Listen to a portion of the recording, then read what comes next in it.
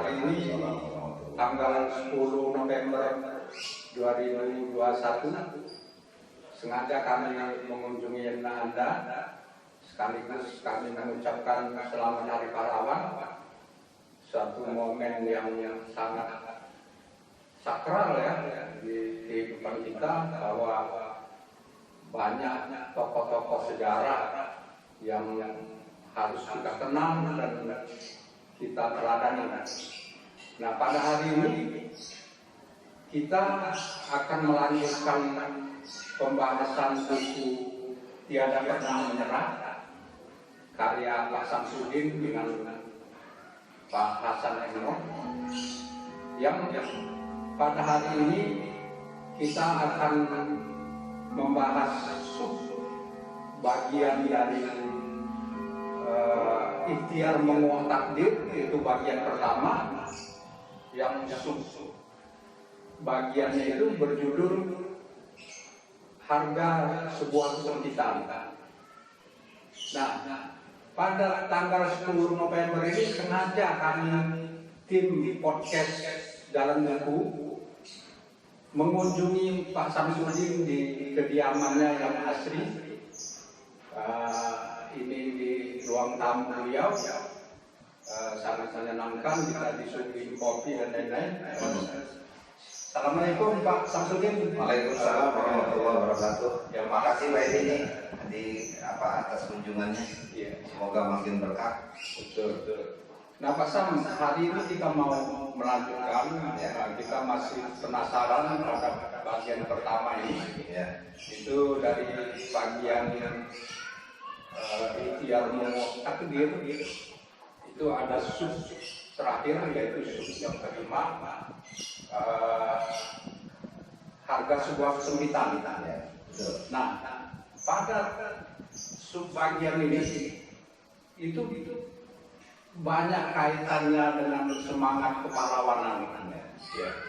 Di sini Pak Samsudin mengungkapkan, andai saja Buya Hamka, Bung Karno, Bung Hatta tidak mengalami kesulitan atau kesempitan dalam perjuangan, itu tidak akan ada negara ini. Ya. Begitu juga Buya Hamka sebagai negarawan dan juga tokoh agama, andai saja dia tidak dihukum tanpa diadili di penjara, itu tidak ada tafsir al-azhar itu ya Pak. Nah, disinilah sebenarnya kami ingin tahu alur historis Pak Samsudin dalam perjuangan hidup Pak Sam yang dituangkan di dalam subbab harga sebuah kesempitan ini. Yang dimaksud oleh Pak Sam apa itu? Tolong diceritakan. Terima kasih Pak Edi. Ya, sekali lagi saya juga ingin menyampaikan selamat Hari Pahlawan. Ya. Mudah-mudahan para pahlawan yang telah mendahului kita mendapatkan rahmat, maghfirah, mendapatkan tempat yang sesuai dengan amal ibadahnya. Amin. Sehingga kita sebagai generasi penerus dapat mewarisi nilai-nilai perjuangan. Jadi betul sekali yang disampaikan pemirsa, yang disampaikan Pak Edi tadi, bahwa di dalam potongan kisah saya itu saya mengutip memang antara lain harga sebuah kesempitan. Memang selain memang anak itu ada di dalam kehidupan saya, saya juga belajar dari kehidupan orang-orang besar. Nah, jadi seperti di situ ada Bung Karno dan Bung Hatta. Andaikan tidak mengalami hal-hal yang tragis dalam kehidupan sebelum kemerdekaan, barangkali kita tidak menyaksikan ada proklamasi kemerdekaan 17 Agustus 45. Jadi itu mahal ya, sebuah kesempitan Bung Karno dan Bung Hatta. Harganya sangat amat mahal. Jadi karena memang kesempitan itu, karena memang tekanan-tekanan hidup pada masa itu. bagaimana dalam perjuangan menghadapi penjajahan Belanda ya, keluar masuk penjara kan. Begitu juga Buya Hamka, itu kan dipenjarakan walaupun tidak melalui pengadilan, gitu kan. Tapi ada berkahnya kan, ditulislah tafsir Al-Azhar itu di dalam penjara, akhirnya publik mendapatkan berkahnya, yaitu mendapatkan tafsir Al-Azhar itu. Jadi memang lagi-lagi untuk kita semua gitu, bahwa kalau ada kesempitan, kalau ada tantangan, hambatan dan tekanan-tekanan hidup, ya kita pertama ya bersabar bahwa ini akan berakhir, gitu kan. Dan yang kedua diberi semangat, dipompakan semangat bahwa ya Allah akan menolong hambanya kan terhadap kesulitan. Jadi tidak mungkin hamba itu diberi kesulitan kalau tidak mampu. Nah itu kan sudah sesuai dengan ukurannya. Nah jadi harga sebuah kesempitan yang dimaksud itu, saya ingin menyampaikan kepada teman-teman bahwa saya pernah mengalami memiliki kesempitan yang luar biasa. Dari mulai usia yang mulai kita ingat ya, 5 tahun, 6 tahun gitu ya, ikut orang tua yang bangkrut, sudah menderita waktu di Palembang gitu ya. Kemudian pindah ke Jakarta mencari kehidupan baru, yang baru ya, merintis lagi juga kita nggak jelas, lari lagi ke kampung ya kan, ke Kuningan, ikut nenek juga bukan nenek orang kaya gitu. Jadi itu kehidupan yang luar biasa sulit gitu. Jadi dari segi ekonomi kita berada pada kategori orang yang tertinggal ya, yang miskin ya, yang serba terbatas, yang jauh dari kelayakan seseorang yang untuk hidup gitu. Ya istilahnya makan aja kadang kan nggak ketemu makan gitu ya. Jadi makan kadang 1 kali sehari, kadang nggak ketemu dan lain sebagainya, udah biasa itu. Nah jadi keterbatasan dalam kehidupan ekonomi itu sangat menempa kita ya, untuk bagaimana melatih diri kita untuk terus bersabar dan bersabar. Istilahnya sabarnya tiada henti, tiada batas gitu kan, untuk terus. Nah jadi maksudnya Pak Edi, kalau kita menemukan yang hal seperti ini ya kita jangan putus asa, tapi harus sabar dan insya Allah nanti bisa ada jalan keluar kan, ada jalan keluar yang lebih baik gitu. Jadi saya merasakan benar kesulitan itu. Jadi tidak bermimpi gitu loh untuk datang ke Jakarta, bisa begini, bisa menyesuaikan dengan beradaptasi dengan teman-teman di Jakarta, di birokrasi dan lain sebagainya. Enggak mimpi. Itu kesulitan tempaan pertama itu, kesempitan yang menurut saya harganya mahal. Jadi dulu itu kalau makan tuh gini Pak Adi, kalau soal makan, ini mau datang bulan paceklik, itu sudah stres Pak Adi. Nanti makan apa? Bisa hidup nggak kita? Mau datang itu tuh rutin Pak. Asal setiap bulan ini itu pasti paceklik karena apa? Sawah nggak bisa digarap karena kemarau dan lain sebagainya. Gitu. Nah zaman itu gitu. Nah yang kedua, saya punya penderitaan ini, sakit di leher ini, bisul. Nah dengan sakit ini itu tanpa membebani lagi. Udah miskin gitu kan, faktor psikologis sangat terpukul. Jadi ya mungkin teman-teman tidak menjauhkan, tidak melecehkan saya secara langsung ya, tapi saya tahu diri, tahu diri bahwa loh saya begini gitu. Jadi ya saya kayak orang yang murung gitu kan ya, minder gitu kan ya, tidak bisa, merasa tidak setara dengan teman-teman gitu.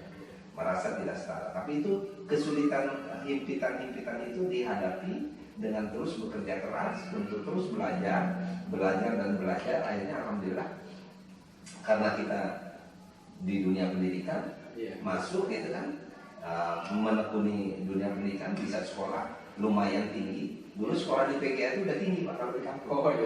Ya, jadi belum kuliah, baru PGA saja, keluar dari SD masuk PGA itu udah disebut pelajar. Nah, udah punya gengsi Pak, punya prestis yang lumayan kan gitu. Nah itu cara meningkatkan harkatnya itu melalui pendidikan. Nah terus kemudian lama kemudian ya alhamdulillah kita tidak berusaha. Coba bayangkan kalau saya berusaha waktu itu nggak mau sekolah, ya, nggak mau belajar, nggak mau menghadapi teman-teman. Akhirnya kan saya diterima lagi di pergaulan teman-teman gitu loh, seperti orang yang biasa lagi. Karena apa? Karena prestasi sekolahnya bagus gitu kan. Lama-lama juga secara ekonomi orang tua kehidupannya lebih bagus gitu kan. Nah, lama-lama itu akhirnya bisa teratasi kesempitan itu, dan alhamdulillah Allah berikan petunjuk. Akhirnya saya terus di sekolah sampai ke perguruan tinggi, sampai menjadi sarjana pertama di kampung saya itu, dan menjadi birokrat pertama juga di kampung saya. Nah, itu kan tadi lebih banyak ini diceritakan kesulitan ketika masa kecil, masa keceklik, apa memang zaman itu suasana merata banyak dialami oleh masyarakat yang lain. Nah, ketika Pak Sam masuk ke dunia birokrasi di kementerian, apa kesempitan ada nggak? Sangat, Dalam bentuk seperti apa? sangat terasa. Mohon maaf, kami ini masuk birokrasi pada zaman Orde Baru. Di mana kekuasaan itu kan luar biasa. Nah, jadi orang-orang seperti yang pendatang baru ini ya tidak punya nilai apa-apa. Jadi memang ini kita berada di posisi yang kurang beruntung. Nah, tapi kita sabar, kita terus ya. Coba kalau kita putus asa waktu itu, udah dah, mundur aja, nggak usah jadi PNS gitu kan, nggak usah dipakai yang begitu orang. Iya, karena nggak sanggup melihat apa itu dinamika yang ada di dalam itu. Kapan kita mau berkembang? Bagaimana gitu? Nah, akhirnya kita sabar, tabah, dan akhirnya ada alternatif. Nah, bagaimana kita membangun jaringan di luar kantor gitu segala macam itu untuk antara memperbaiki suasana. Oke, Pak Samsudin, kita sudah mendapat gambaran yang sangat jelas dan mendapatkan gambaran dari bagaimana faktor kesempitan dalam hidup itu sangat berpengaruh dan akan menjadi faktor yang akan menjadikan seorang itu makin kuat dalam berjuang dan makin memiliki kebijakan. Apabila dia di dalam kehidupan keluarga itu akan menjadikan dia menjadi orang yang bijak. Kemudian apabila di dalam birokrasi akan menuntun seorang birokrat itu memiliki political will yang berpihak pada kebenaran dan kepada wisdom. punya wisdom seperti itu. Demikianlah. Terima kasih Pak Sam.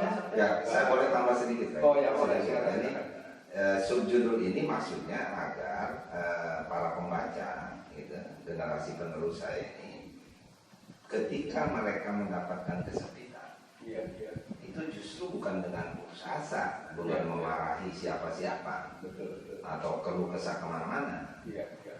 Yang dia harus ingat adalah kesempitan ini kalau dikelola secara benar, suatu hari itu akan menjadi nostalgia. Dan sebaliknya kan kalau kita mengelolanya tidak baik, itu menjadi trauma. Gitu kan? Itu menjadikan kita tidak bisa maju. Betul. Itu baik. Menjadi sebuah penyakit. Oke, kalau gitu ada hal yang menarik pemirsa di dalam buku ini, dalam kesimpulan dalam bab ini. Saya bacakan ya. Pak Sam menuliskan begini, para tokoh dunia itu mencapai kedudukan mulia setelah mereka jatuh tersungkur meminum air kesengsaraan. Para pemimpin politik, para penulis tersohor, para penyair beken, para pelukis ternama, para saudagar besar, muncul dari batu karang yang besar, bukan dari taman bunga yang indah.